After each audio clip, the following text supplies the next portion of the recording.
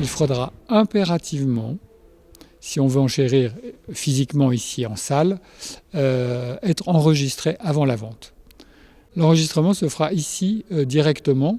Il y aura un bureau pendant toute l'exposition.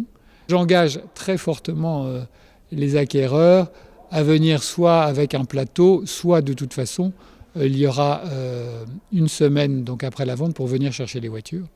Et donc là, il faudra vraiment impérativement venir avec soit du matériel, soit en tout cas un plateau pour reprendre la voiture. Il y en a très peu qui repartent par la route. C'est la joie de la voiture ancienne. Il y a une grosse partie qui vient d'une collection d'un monsieur qui est d'ailleurs propriétaire des locaux ici, et puis d'autres qui se sont grevés à la vente, et notamment au travers de successions ou d'une tutelle dans laquelle j'ai trouvé quelques autos, notamment une ID19 et puis une DS20, qui sont toutes les deux des premières mains.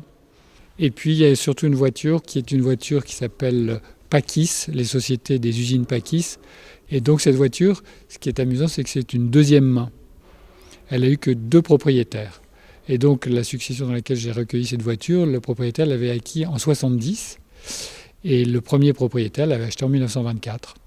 Le Nord-Pas-de-Calais, en tout cas les Hauts-de-France, frontaliers avec la Belgique d'ailleurs, sont un grand lieu de voitures anciennes.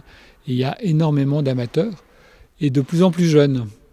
Et on a aussi dans cette vente tous les prix, puisque c'est ça aussi qui importe. On doit commencer peut-être en tout cas pour les véhicules, à 150 € jusqu'à 80 000 €. Mais ce qui est amusant, en tout cas pour des jeunes, il y a des voitures entièrement à restaurer. Mais je pense que franchement, dans nos terres ici, il y a énormément d'amateurs de voitures anciennes. Et donc, l'avantage des ventes, c'est que ça réunit tout ce public en même temps et ça crée une communauté sympa.